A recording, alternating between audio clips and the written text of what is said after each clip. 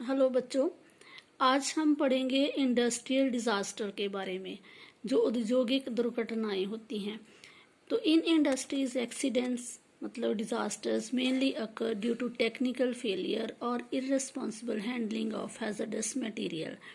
तो इंडस्ट्रीज में क्या होता है कि कोई दुर्घटना हो जाती है, कोई एक्सीडेंट हो जाता है, या तो कोई टेक्निकल फेलियर हो गया, कोई मशीनरी की प्रॉब्लम आ गई, या कुछ इस तरह का हो गया कि लीकेज हो गई, या फिर इररिस्पॉन्सिबल हैंडलिंग होती है, जो हैजर्डस मटेरियल रहता है, जो खतरनाक पदार्थ होते हैं इंडस्ट्री में, तो उनको अच्छे से हैंडल नहीं किया जा रहा।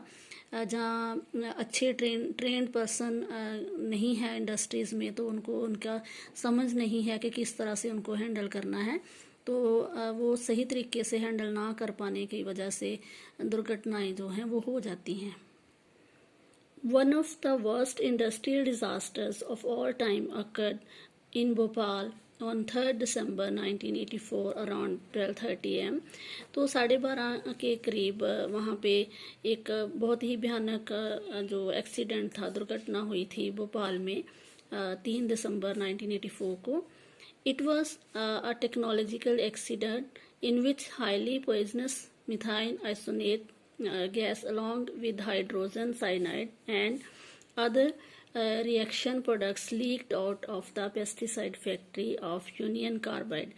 तो यूनियन कार्बाइड जो फैक्ट्री थी अमेरिका के द्वारा लगाई गई थी भोपाल में, तो उसमें ये भयानक हादसा हुआ था जहरीली गैसों के रिसाव होने के कारण, कि गैस जो थी वो लीक हो गई थी भारी मात्रा में। The official death toll was 3598 इन 1989। तो जो दफ्तरी रिकॉर्ड में है तब दिखाया गया था कि 3598 जो मौतें हैं वो तो उसी टाइम ही हो गई थी, और 1989 तक का जो पीरियड था, मतलब कि इतना बुरा असर पड़ा लोगों का के ऊपर कि कुछ तो उसी समय और कुछ उसके बाद काफ़ी उस जो एक साल के अंदर अंदर जहाँ कुछ सालों में जो थे लोग मारे गए।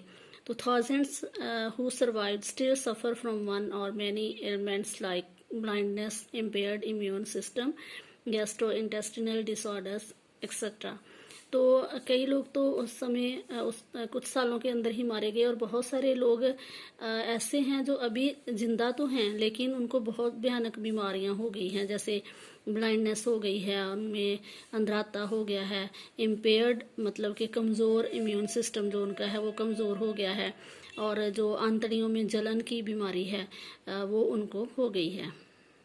In another incident on 23rd December 2005, due to gas well blowout in Gaoqiao, Chongqing, China में जो एरिया है वहाँ पे गैस का रिसाव हुआ था, and 243 people died, 9,000 were injured, 9,000 लोग जख्मी हो गए थे, 243 मारे गए थे, एंड 64,000 वर इवैक्यूएटेड।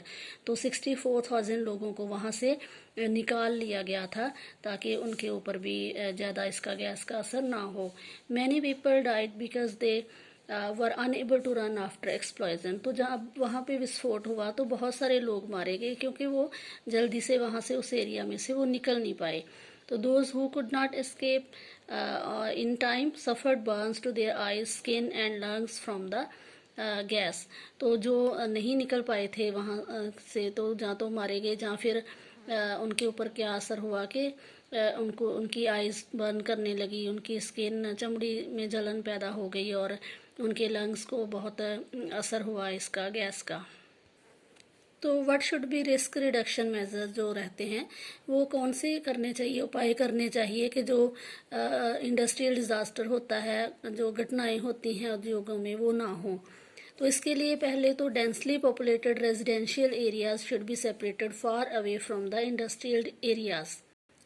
तो इंडस्ट्रीज जो हैं वो रेजिडेंशियल एरिया के जो रहायशी इलाके होते हैं उनसे दूर, रिहायशी इलाकों से दूर इंडस्ट्रीज को सेटअप करना चाहिए।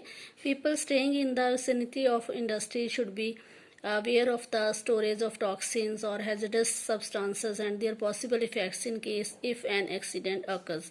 तो जो लोग हैं जो इंडस्ट्रीज़ के आसपास के एरियाज़ में रहते हैं उनको जो जहरीले पदार्थ हैं उनका पूरी जानकारी होनी चाहिए कि अगर कुछ ऐसा हो जाता है तो पॉसिबल इफेक्ट उनके ऊपर क्या पड़ेगा, तो किस तरह से वो अपने आप को बचा सकते हैं।